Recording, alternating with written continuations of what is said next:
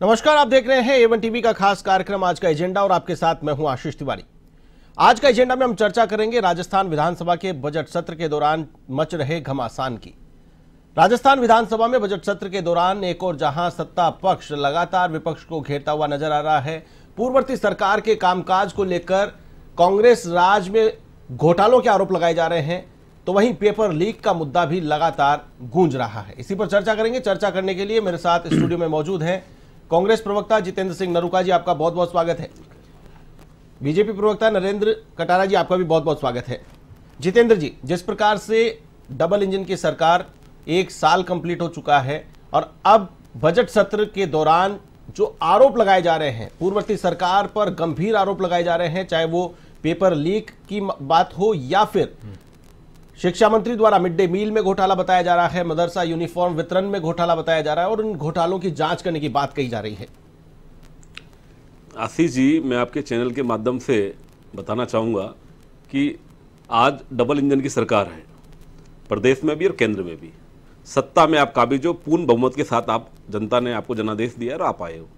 तो यदि घोटाले हुए हैं, ब्यूरोक्रेसी आपके साथ है, व्यवस्था के आप पार्ट हो, तो आप घोटालों की पोल खोलिए, उनको उजागर कीजिए, या सिर्फ आप थोती बातें करोगे आप। और रही पेपर लीक की बात, तो पेपर लीक कभी भी सरकारें नहीं कराया करती हैं, चाहे वो भाजपा की सरकार हो या कांग्रेस की सरकार हो। अभी भाजपा की सत्ता आने के बाद में यहां नहीं हुआ, सबके सामने है ना। भले ही इन्होंने एक दिन के अंदर कार्रवाई की हो, लेकिन क्या आपके पास जादू की छड़ी थी क्या आपने जो रोकने का काम किया? इसलिए अनर्गल बातें, अनर्गल आरोप, बार बार आपको अच्छे मुद्दों पे आपको बात करनी चाहिए, विकास की आपकी बात करनी चाहिए, बजाय पब्लिक का ध्यान भटकाने के। विधानसभा में आपको चुन के इसलिए भेजा है कि आप जनता के जनहित के मुद्दे उठाएं, जनता के अंदर समस्याएं क्या है उनको उठाएं, उन पर आप अमल करें, उन पर न्याय करें। आज विधानसभा सत्र चल रहा, मजाक बना हुआ है विधानसभा के अंदर। भाजपा सरकार के मिनिस्टर जवाब नहीं दे पा रहे हैं, जवाब नहीं है उनके पास। जब सवाल किए जाते हैं एजुकेशन को लेके, तो माननीय मंत्री जी आप फॉरेस्ट की बात करने लग जाते हो।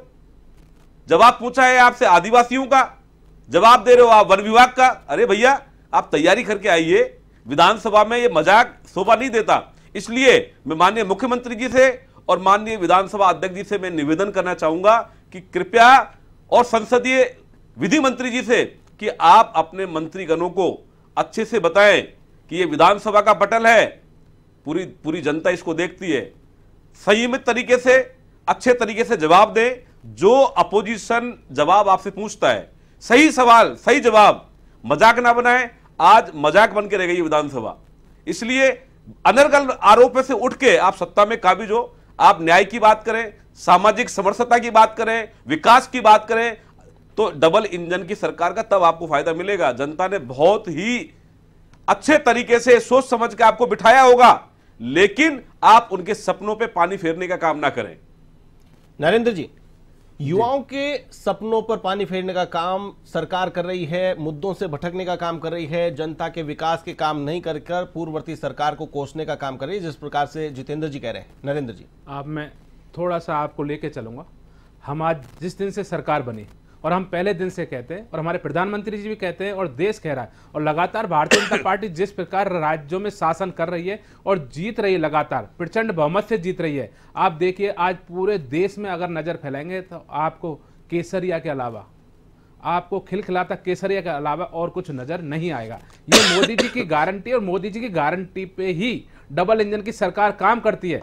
आदरणीय मुख्यमंत्री भजनलाल शर्मा जी उसी विजन को आगे बढ़ा रहे हैं कि जो जो मोदी जी कह के गए वही हम कर रहे हैं। आपने कहा युवाओं के लिए बात की, तो मैं आपको बता देता चाहता हूं, भारतीय जनता पार्टी के संकल्प पत्र पर पेज नंबर 43 पे साफ लिखा था कि युवाओं के सुरक्षित और सुनहरे भविष्य के लिए, और युवाओं के साथ जिन्होंने कुठाराघात किया है, उनके सपनों को तोड़ा है, उनके जीवन में अंधकार लेके आए हैं, ऐसे सौदागर पेपर माफियाओं को सलाखों के पीछे डालेंगे। भजनलाल सरकार लगातार पहले दिन से वही काम कर रही है। आप देखिए, पहले दिन का फैसला था एसआईटी गठन की। इस नकारात्मक चीजों पे वापस पहले बाद में आऊंगा, उससे पहले मैं आपको बता देना चाहता हूं, आपने कहा युवाओं के भविष्य की बात की, और फिर हम विधानसभा पे भी चलेंगे। तो आदरणीय भजनलाल जी ने कहा था कि मैं 5 साल में 4 लाख सरकारी नौकरी दूंगा और 11 लाख रोजगार दूंगा। आप देखिए पहली ऐसी सरकार होगी जिसने पहले साल में, अभी जुलाई में खत्म होगा हमारा बजट का साल, हमने 60,000 सरकारी नौकरी की बात कर रहा हूं, गवर्नमेंट नौकरी, और 81,000 की हमने भर्तियां निकाल दी जो प्रक्रियाधीन है, और इस बजट में 1,25,000 नौकरियों की हमने घोषणा कर दी है। तो आप देखिए कि ऐसी पहली सरकार होगी जो अपने किए हुए को पूरा करे, क्योंकि भजनलाल जी कहते हैं और सारी जनता ही विश्वास करती है कि जो मुख्यमंत्री जी कहते हैं वो करते हैं। अब आप आ रहे हैं कि हम अनर्गल आरोप लगाते हैं, मुद्दा यही है। क्यों? वास्तविकता में आप विधानसभा में जाएंगे देखेंगे तो हम अपने विकास की बात रखना चाहते हैं, हम अपने मुद्दों की बात रखना चाहते हैं, हमारे संकल्प पत्र के एक एक पॉइंट को हम पढ़ना चाहते हैं कि यह संकल्प पत्र में कहा था, यह हमने कर दिया। भारतीय जनता पार्टी ने मोदी जी की इस गारंटी को पूरा कर दिया, भजनलाल शर्मा जी ने मोदी जी की इस गारंटी को राजस्थान में पूरा कर दिया। लेकिन समस्या क्या है पता है आपको, कि वो कांग्रेस हजारों गुटों में माने और राजस्थान में तो लगातार गुटों में बढ़ती रहती है। वहां बैठे व्यक्ति, इनके मेंबर्स, आज आप अखबार देखेंगे, अभी आप डिजिटल पे खबर देखेंगे कि विधायक भी आपस में 2 गुटों में बंटने लग गए, क्योंकि सचिन पायलट का गुट और अशोक गहलोत का गुट। आप देखिए कि जिस प्रकार से डोडासरा जी इस विधानसभा को हाईजैक कर रहे थे और नेता प्रतिपक्ष चाहते थे कि विधानसभा में कुछ चीजें मेरी तरफ से जाए, मैं भी कहीं नेता के रूप में उभरूं। अब वो संकट ये हो गया कि इनके खुद प्रदेश अध्यक्ष होते हुए गोविंद डोडासरा और सारी कुछ शांत होने के बाद भी नहीं जा रहे, क्योंकि गहलोत गुट और सचिन पायलट गुट अभी एक शादी में। ये तो आपके लिए खुशखबरी है, आपके लिए स्कोप है, लेकिन सबसे बड़ी बात यह है कि शिक्षा मंत्री मदन दिलावर ने आरोप लगाया कि इनकी सरकार के दौरान मिड डे मील में घोटाला हुआ है, मदरसा यूनिफॉर्म में घोटाला हुआ है। तो ये घोटाला आज आरोप लगाए जा रहे हैं, 1.25 साल हो गए आपकी सरकार को। जिस प्रकार से जितेंद्र जी ने कहा कि घोटाला है तो पकड़िए, कौन गुनहगार है, कौन दोषी है, उनको कब पकड़ा जाएगा? मैं उन्हीं आरोप पे जा रहा हूं। एक्चुअली क्या है, जब विधानसभा चलती है हमारे मंत्री जवाब देते हैं और अपनी विकास की योजनाओं को रखते हैं और हमने क्या किया वो रखते हैं। तो इनके वहां पे जो विधायक गढ़ बटे हुए वो चाहते हैं कि हमारी जो इस गहलोत सरकार है, जो गहलोत सरकार के साथ वाले और सचिन पायलट के साथ वाले, सचिन पायलट के साथ वाले चाहते हैं कि ज्यादातर चर्चा जो हो वो अशोक गहलोत के घोटालों की हो, अशोक गहलोत की कुशासन की हो। तो इसलिए जब कोई पूछता है माननीय सदस्य तो एक फर्ज बनता है जवाब देना। अब आप पूछ रहे हैं कि हमने क्या किया। हमने एसआईटी गठन किया। हमारे गृह मंत्री जवाहर सिंह, गृह राज्य मंत्री जवाहर सिंह बेड़म जी का बयान आप पूरा सुनिए, कितना विस्तृत था, एक एक पॉइंट था। आप अंतरराष्ट्रीय लेकर प्रदेश तक था कि हमने किस प्रकार से कार्रवाई की है। आप पहली बार देखेंगे नौकरी लगे हुए लोगों को हमने बर्खास्त किया है, 36 सब इंस्पेक्टरों को बर्खास्त कर दिया है हमने। आप देखेंगे पहली बार इतनी बड़ी गिरफ्तारी हुई है कि 333 पेपर माफियाओं को हमने जेल के अंदर डाल दिया है। आप देखिए लगातार ये कार्रवाई हो कैसे रही है, ये इसीलिए तो हो रही है कि हमारी सरकार ने जो कहा वो कर रही है, और उन्हीं का परिणाम है कि आप देखिए हमने कितने 146 पेपर कराए, एक भी पेपर लीक नहीं हुआ, क्योंकि हमने लगातार उन गुनहगारों को जेल के अंदर पटका, उन हमने छोटी बड़ी मछलियों को अंदर डाला। आप और हम आरोपों की बात करते हैं तो मैं आपसे बता दूं, आरोप हम नहीं लगाते, आरोप तो इनके उप मुख्यमंत्री तत्कालीन सचिन पायलट ने लगाए थे कि चोरी कौन कर रहा है। इनके तत्कालीन प्रदेश अध्यक्ष कांग्रेस के सचिन पायलट ने लगाए थे। उन्होंने कहा था कि जब ताले के अंदर कांग्रेस राज में, गहलोत राज में जब पेपर रखा रहता है, ताले की चाबी किसी बड़े आदमी के पास होती है, बड़े नेता के पास होती है, तो वो पेपर ताले के बीच से कैसे गहलोत राज में निकल जाता है। तो उन्होंने साफ साफ कहा था, आपने सुना हो, उन्होंने अजमेर से यात्रा शुरू की थी और जनता के बीच उन्होंने कहा था कि अगर लगे हुए ताले से भी पेपर चला जाता है तो ये कोई जादूगरी, और जादूगरी का मतलब जानते हो राजस्थान में सीधा सीधा अशोक गहलोत पे प्रहार था। तो हमारे ये अपने शिक्षा मंत्री जी दिलावर साहब आरोप नहीं लगा रहे, इनके उप मुख्यमंत्री पूर्व इनके कांग्रेस के अध्यक्ष सचिन पायलट ने जनता के बीच कहा था, और हम तो कार्रवाई कर रहे हैं कि युवाओं के साथ जो कुठाराघात किया। आप देखिए 331 लोगों को जेल के अंदर डालना और 36 ऐसे लाभार्थी जिन्होंने गुनाह करके लोगों के साथ पैसे से पेपर खरीद के जो उन्होंने नौकरी लगी थी उनको बर्खास्त कर दिया। तो इससे बड़ी कार्रवाई पहली बार हुई है, और हमने युवाओं के लिए कैलेंडर जारी कर दिया कि कब कब कौन सी परीक्षा देनी है। भजनलाल सरकार लगातार अपने विकास के ट्रैक पर चल रही है। हाँ, हमने युवाओं से वादा किया था कि तुम्हारे सपनों के साथ जिन्होंने खिलवाड़ किया है, तुम्हारे सपनों को जिन्होंने तोड़ा है, सपनों को जिन्होंने बेचा है, उस सब लोगों को हम जेल के अंदर डालेंगे, और वही काम हम कर रहे हैं। ठीक है जितेंद्र जी, जिस प्रकार से आपने कहा, पूरा जवाब देने की कोशिश की है नरेंद्र जी ने, साथ ही साथ उन्होंने कहा कि आप खुद गुटों में बटे हुए हैं और आप खुद चाहते हैं एक्सपोज कराना। जिस प्रकार से घोटालों की बात है, सवाल लगा करके पूछा जाता है, आप गुटों में बट करके क्या प्रदेश की जनता का विकास करा पाएंगे? जिस प्रकार से आरोप लगाया जा रहा है, सत्ता पक्ष लगातार विपक्ष को गुटों में, अमूमन होता है कि सत्ता पक्ष गुटों में बटा हुआ नजर आता है और सत्ता पक्ष इन आरोपों से घिरा हुआ नजर आता है, लेकिन विपक्ष घिरता हुआ नजर आ रहा है। आशीष जी विधानसभा के पटल पर इनके पास जवाब देने के लिए तो कुछ है नहीं। अब अनर्गल आरोप तो लगाना तय, ये करेंगे क्या कि भाई विपक्ष गुटों में बटा हुआ है। कहाँ बटा हुआ है भाई? अभी आप देखिए कि आज विधानसभा सत्र के दौरान हमारे माननीय अपोजिशन लीडर टीकाराम जूली जी और पार्टी के जो अध्यक्ष हैं पीसीसी प्रेसिडेंट डोटासरा जी और सभी जो जितने भी अपोजिशन के जो विधायक हैं सब वहाँ एक साथ हैं, एक जाजम पे हम मिलके विपक्ष का सामना कर रहे हैं, लड़ाई लड़ रहे हैं। लेकिन इनको तो मुद्दा भटकाना है, क्योंकि जो विपक्ष जो सवाल जो करता है इनके पास जवाब नहीं है। आपने अभी चर्चा करी एसआईटी के गठन की, आपने भाई साहब एसआईटी का गठन तो कर दिया, बहुत अच्छी बात है, लेकिन और आपने जिक्र किया सब इंस्पेक्टर भर्ती हो। सब इंस्पेक्टर के लिए राजस्थान सरकार ने नहीं, राजस्थान सरकार ने तो नियुक्ति देने का काम किया था और हाई कोर्ट ने उस पर संज्ञान लिया। हाई कोर्ट के संज्ञान लेने के बाद, हाई कोर्ट की फटकार के बाद आपकी सरकार आपके पास सरकार सरेंडर हुई और उसके बाद आपने किया। लेकिन आपने तो इमीडिएट उनको नौकरी देने का काम किया, जबकि लगातार सत्ता में आने के बाद विपक्ष बार बार कह रहा है कि आप कांग्रेस पार्टी पर अनर्गल जो आरोप लगाते हो, और तो आरोप, और उसके बाद में जब सब इंस्पेक्टर भर्ती की बात आई तो आपने चुप से उनको सबको अपॉइंट करने का काम किया। लेकिन जब हाईकोर्ट ने देखा कि पब्लिक में मैसेज बहुत खराब जा रहा है, जुडिशरी इसमें बीच में आई और बड़ा संज्ञान लेते हुए सरकार को फटकार लगाई, जो कि विभिन्न समाचार पत्र पत्रिकाओं में हाई कोर्ट का मैसेज हुआ, सरकार को सरेंडर होना पड़ा। उसके बाद सरकार की, तो आप कर क्या रहे हो आप? तो इसलिए विपक्ष एक है, जूली जी, डोटासरा जी, गहलोत साहब, पायलट सारे एक हैं। हम लोग एक साथ मिलके जाजम पे लड़ाई लड़ रहे हैं। और आपको इस तरीके से अनर्गल आप जो बयानबाजी देके पीछा छुड़ाना चाहते हो ना, ऐसे पीछे नहीं छुड़ेगा। जनता ने चुन के आपको इसलिए भेजा है कि आप जनता के काम करें, आरोप लगाना बंद करें और धरातल पर रह के काम करें और अपने मंत्रियों को सीख दें। मदन दिलावर जी, अरे मदन दिलावर जी तो खुद हास्य के पात्र बने हुए हैं, आपके मंत्रिमंडल के सदस्य उनको सीरियस नहीं लेते, सिर्फ वो बयानबाजी करते हैं कि अखबार में वो छप जाए, चर्चित रहने के लिए। जिस मंत्री को अपनी भाषा पे संयमित नहीं है, अनर्गल बातें करता है, अपनी महिला शिक्षिकाओं को लेकर अनर्गल बातें करता है, वो ऐसे मंत्री को आपने शिक्षा विभाग दे दिया कि जो बहुत ही कलंकित है, जिसकी पूरे प्रदेश की जनता निंदा कर रही है, क्या अपेक्षा करेगी? चलिए नरेंद्र जी, एक्चुअली दिलावर साहब से जो कांग्रेस चिढ़ती है उसके पीछे कारण बहुत बड़ा है। चिढ़ते नहीं है सर, चिढ़ते नहीं। आप सुन लीजिए बिल्कुल, जो दिलावर साहब इनको चुभते हैं कांग्रेसियों को, सबसे बड़ी समस्या क्या पता है आपको? कि एक विशेष वर्ग है जिसके आगे पीछे कांग्रेस जीती है, और दिलावर साहब सीधे सीधे कहते हैं कि ये हम पे कलंक है।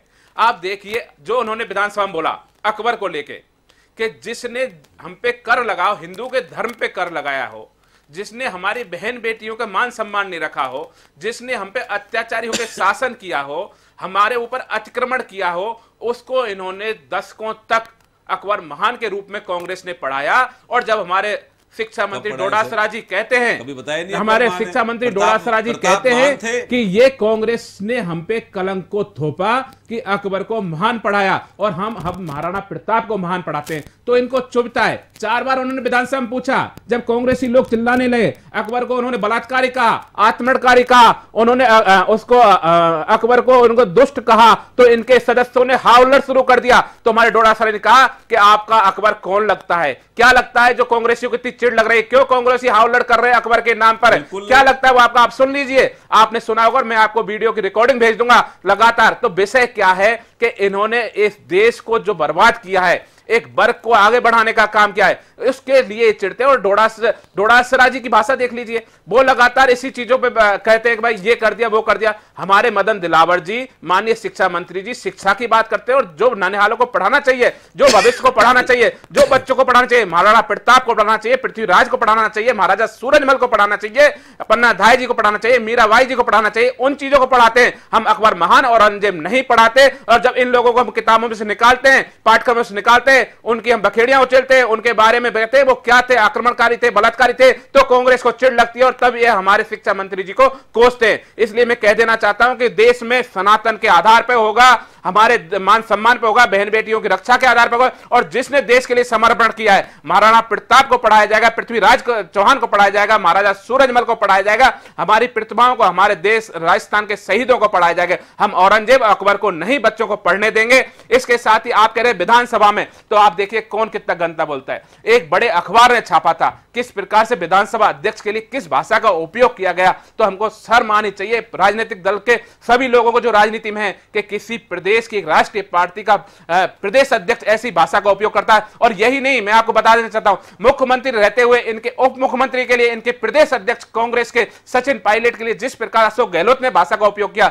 नकारा और निकम्मा, उसी लाइन पे आगे डोडासरा बढ़ रहे हैं और अपने ऐसी प्रकार की भाषा का उपयोग करते हैं। वो दिन दूर नहीं जो जूली के लिए भी डोडासरा इन्हीं शब्दों का उपयोग करेंगे। मैं आपके चैनल पे कह के जा रहा हूं। जिस प्रकार से नरेंद्र जी ने कहा कि ये एक सोची समझी साजिश, जिस प्रकार से कह रहे हैं नरेंद्र जी कह रहे हैं, लेकिन कहीं ना कहीं शब्दों की गरिमा बनाए रखनी पड़ेगी सदन में। हालांकि माफी मांग ली गई, लेकिन इस प्रकार के शब्द जो शायद सदन में पहले कभी काम में नहीं लिए गए होंगे, मेरा जूता जवाब देगा। क्यों भाई, चुनाव जीत करके आए हो, आपको जवाब देना नहीं आता है क्या?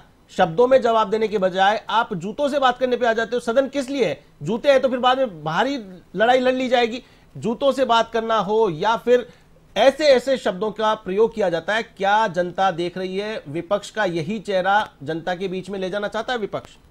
आशीष जी, आप देखिए कि हाँ, ये ठीक कहा आपने कि शब्दों पे एक मर्यादा होनी चाहिए, और स्पीकर माननीय जो महोदय वो एक बहुत ही संवैधानिक पोस्ट होती है, चाहे वो बतौर कोई भी हो, हमें अपनी भाषा शैली पर नियंत्रण रखना चाहिए, बिल्कुल सही बात है। लेकिन मैं एक दूसरा ये सवाल ये करना चाहता हूं कि आखिर ऐसी परिस्थिति नौबत विधानसभा में बनती क्यों है? भाजपा उकसाने का काम करती है। भाजपा चाहती नहीं कि कहीं सही मुद्दे पर कोई डिबेट हो, सही मुद्दे पर कोई अच्छी चर्चा हो। ये भटका के और उन्हीं को अरे अकबर मान कब दिखाया हम लोगों ने? अरे कौन सी बुक में दिखाया, बताइए ना। महाराणा प्रताप महान थे, महान है, महान रहेंगे।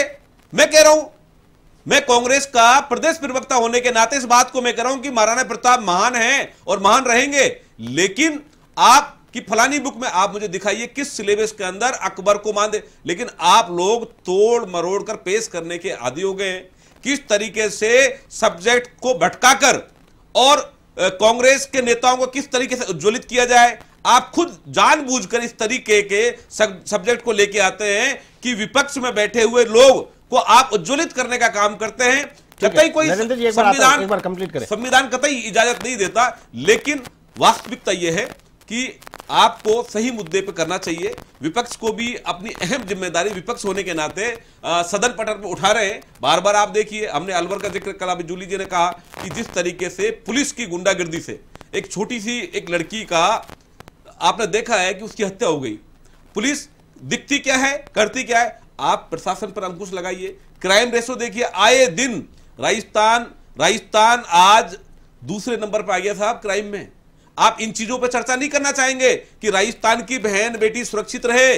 राजस्थान का नाम बड़े गौरव से लिया जाता था, राजस्थान शांति प्रदेश के नाम से जाना जाता था। लेकिन जब से बीजेपी प्रदेश में आई है, हमारे यहां सटे हुए प्रदेश उत्तर प्रदेश, बाजू में और प्रदेशों से जो भूमाफियाज हैं, गुंडे जो लोग हैं, वो सारे पलायन करके प्रदेश में आ गए। उस बात की चिंता नहीं है जो बड़े बड़े अखबारों में छपा है। और आज तो इनके पूर्व जो प्रतिपक्ष नेता रहे राजेंद्र जी राठौड़ का भी वक्तव्य छपा है, लेकिन सरकार इस पे संज्ञान नहीं ले रही है, प्रशासन इस पे मौन है। आपको सिर्फ किसी तरीके से विपक्ष को गुटों में बांटने की आप बात करते हो, लड़ाने की बात करते हो। अरे भैया, आपको इसलिए चुन के नहीं भेजा, आपको चुन के इसलिए भेजा है कि आप विकास की बात करो, राजस्थान का विकास हो, राजस्थान में कैसे सामाजिक समर्थता रहे। लेकिन विपक्ष को संयम रखना चाहिए। जितेंद्र जी, जिस प्रकार से आपने कहा कि ये भटकाना चाहते हैं, ये मुद्दे से भटकाना चाहते हैं, मान लेते हैं ये मुद्दे से भटका रहे हैं, लेकिन क्या विपक्ष को संयमित नहीं रहना चाहिए? जो बातें आपने कही, क्या ये बातें सदन के पटल पर घेरने के लिए काफी नहीं है? बिल्कुल सही कहा आपने कि वो चाहे पक्ष हो चाहे विपक्ष हो,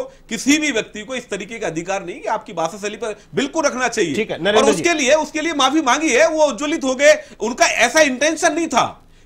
इंटेंशन ऐसा नहीं था और आपने उसको बढ़ा चढ़ाकर बताया। माननीय हो, सदन में माननीय की हैसियत से आप वहां पर पहुंच रहे हो। देखिए, आप स्पीकर महोदय के पास जाकर वो अपनी बात रखना चाह रहे थे, लेकिन आप लोगों ने वहां जिस तरीके से एजेंसियों का दुरुपयोग करके इतना बड़ा एक माहौल पकोड़ा खड़ा कर दिया ना, हमारे पार्टी के अध्यक्ष 7 करोड़ राजस्थानियों का प्रतिनिधित्व करने 200 लोग पहुंचते हैं सदन में। 7 करोड़ लोगों का प्रतिनिधित्व करने वाले व्यक्तियों को इतना तो संयम रखना चाहिए। नरेंद्र जी, 2-3 चीजें थी इन्होंने। सबसे पहले तो मैं इनका धन्यवाद कहना चाहता हूं। इन्होंने कहा महाराणा प्रताप के लिए कहा कि महान है, और ये कांग्रेस में एक चीज अगर बढ़ेगी, जिन्होंने एक कांग्रेसी थे जिन्होंने भगवान राम के अस्तित्व को नकारा, और मैं चाहता हूं कुछ कांग्रेसी अब नए आएंगे जो भगवान राम के अस्तित्व को मानेंगे, भगवान राम का अयोध्या में दर्शन करने भी जाएंगे। तो मैं चाहता हूं इससे विपक्ष जिंदा रहेगा, क्योंकि इस देश में वही जिंदा रहेगा जो भगवान राम को मानेगा। ये क्लियर कट है, कोई बिल्कुल किसी गलतफहमी में ना रहे। विधानसभा की बात करें, विधानसभा आ जाते हैं। इन्होंने कहा अकबर कहां महान पढ़ाया। मैं कहीं दूर नहीं जाऊं, 10 किताब आपको ला दूंगा, पर मैं एक बिल्कुल मेरा घर का उदाहरण बताता हूं कि पिछले साल 2023 में मेरी बेटी लाई के पापा ये चैप्टर है मुगल द ग्रेट इंग्लिश में, उसमें सबसे पहले था अकबर। तो मैंने मेरी बेटी ने कहा पापा ऐसे कैसे, मैंने बेटी नहीं पढ़ना इस चैप्टर को, फेल होए तो हो जाए, और कहते हैं टीचर को हमको नहीं पढ़ना। मैंने टीचरों से बात की, भाई क्या पढ़ा रहे हो? उन्होंने कहा साहब सिलेबस में इसमें है। मैंने कहा ठीक है, तो अब बंद कर दो, नहीं सरकार आते ही मैं बंद कराऊंगा। मैंने सरकार बनते ही 10 दिन बाद गया, मैंने किताब को हटाओ यहां से, इसको बिल्कुल फ्री कर दो। मैंने खुद, मेरी बेटी ने दिखाया मुझे लाके, तो इसलिए अकबर महान पढ़ाया जा रहा था, और मैं वो साहब को ला दूंगा। इससे आगे हम बढ़े। ठीक है, वो काम हो गया। जनता के विकास की बात करें, राजस्थान में सरकार, इससे मैं आपको आशीष बिल्कुल कि विधानसभा में हम सत्ता पक्ष में हैं और सरकार में हम हर रोज नए उद्घाटन करते हैं, शिलान्यास करते हैं, जनता के बीच रहते हैं, कल्याण की कहानी हम सुनाते हैं। विपक्ष को मौका मिलता है कि हमारी कोई कमियां हैं, और यदि हम कल्याणकारी काम नहीं कर रहे, हम अपने संकल्प को पूरा ना करें, तो विधानसभा में बात को उठाएं। देखो बात कहां शुरू हुई थी कि इंदिरा गांधी को दादी जी कह दिया गया। वो हमने नहीं कहा, वो चला आ रहा था कि इनके उत्तराखंड में जब कांग्रेस की सरकार थी तो उन्होंने इंदिरा दादी के नाम पे बहुत सारी योजनाएं लाए, साउथ में भी योजना लाए। हमारे मंत्री जी ने वो बात वहां पे कह दी। इनको मुद्दा था उठाना, विधानसभा को बिगाड़ना था, हाईजैक करना था, उस मुद्दे को इतना बड़ा ले गए जबकि कुछ नहीं था उस मुद्दे पे, और विधानसभा बिगड़ी। फिर भी हमने ये दिखाया कि जनता की कोई बात रह ना जाए। हमारे मुख्यमंत्री जी ने कहा, भजनलाल जी ने, कि विपक्ष मेरी शक्ति है और विपक्ष हमको आईना दिखाता है, तो हमें और अच्छा करने का मौका मिलता है। तो हमने देख उस शब्द को, जो ना निकालने लायक शब्द था, उसको भी बड़ा मन दिखा के शब्द को बाहर निकाला, और इनके नेता प्रतिपक्ष ने भी, विपक्ष के नेता ने भी अच्छी बात कही कि विधानसभा सत्र चले। और हम तो कहते हैं विकास की बातें करो, हमसे क्या क्या कमियां रह गई, भजनलाल सरकार ने क्या क्या नहीं किया उसको भी बताओ, लेकिन एप्रिशिएट भी करो कि युवाओं को सरकारी नौकरी दी है, हमने गुनहगारों को सलाखों के पीछे डाला है, 81,000 प्रक्रियाधीन है, 1,25,000 नौकरी और निकाली है। इसलिए हमको एप्रिशिएट भी अच्छी चीजों को कांग्रेस को करना चाहिए। बिल्कुल, समय की सीमा है, मैं रोकना चाहूंगा, लेकिन चलते चलते एक मिनट में आपसे मैं जानना चाहूंगा कि राजस्थान विधानसभा का बजट सत्र है, प्रदेश की 7 करोड़ जनसंख्या आपसे टकटकी लगा करके देख रही है। इस सदन में लाखों करोड़ों रुपए जब सदन चलता है, जनता के खून पसीने की, गाड़े पसीने की कमाई वहां पर खर्च की जाती है, इस खर्च का क्या हो हुल्लड़ में, व्यर्थ में दुरुपयोग होना चाहिए या फिर जनता के विकास में सदुपयोग होना चाहिए? एक मिनट में जितेंद्र जी।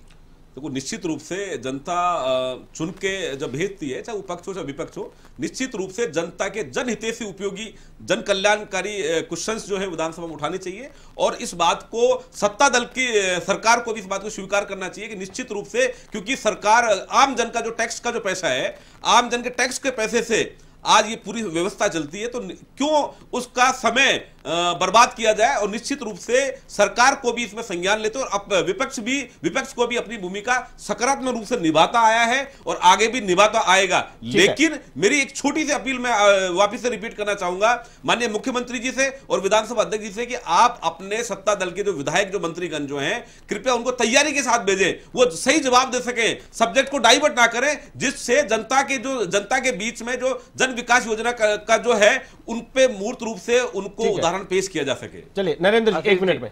यशस्वी मुख्यमंत्री भजनलाल शर्मा जी ने सदन में स्पष्ट कहा कि हमारा कोई ईगो नहीं है, हमारे कोई विषय नहीं है। देश प्रदेश की 8 करोड़ जनता के लिए हमको सदन में भेजा है और मुख्यमंत्री जी की इस बात को सबने अप्रिशिएट किया और सदन चला। मैं आपसे फिर यह वादा करता हूं कि आदरणीय मुख्यमंत्री चाहते हैं कि इस प्रदेश में विकास की गंगा बहे, यहां के युवाओं का सुनहरा भविष्य सुरक्षित रहे, यहां के उद्योगपति आगे बढ़ें, यहां के सुरक्षा बहन बेटियां सुरक्षित रहें और विकसित राजस्थान की ओर हम सब लोग बढ़ें। इसलिए हम सदन में हम बिल्कुल संतुलन चाहते हैं, हर बात का जवाब देते हैं और विकास पे ही हम चर्चा करना चाहते हैं। इसलिए अब आने वाले समय में कहता हूं कि हमारे कांग्रेस के प्रवक्ता डोडासरा जी को समझाएं, क्योंकि वो फिर खेल बिगाड़ने वाले हैं। वो जनता से उनका कोई सरोकार नहीं है। कांग्रेस का प्रदेश अध्यक्ष फिर बिगाड़ेंगे व्यवस्थाओं को, इसलिए उनको रोक के रखें। आज की चर्चा में शामिल होने के लिए आप दोनों मेहमानों का बहुत बहुत धन्यवाद, बहुत बहुत शुक्रिया। नरेंद्र कटारा जी बीजेपी प्रवक्ता और कांग्रेस प्रवक्ता जितेंद्र सिंह नरूका जी। आज हमने चर्चा की राजस्थान विधानसभा में जिस प्रकार से चर्चा हो रही है, आशा और उम्मीद की जानी चाहिए कि अब आने वाले समय में विकास के मुद्दों पर बात होगी। व्यर्थ में यह समय जाया नहीं किया जाएगा, अर्थ में चर्चा की जाएगी। आज का एजेंडा में फिलहाल के लिए बस इतना ही। मुझे दीजिए इजाजत। नमस्कार।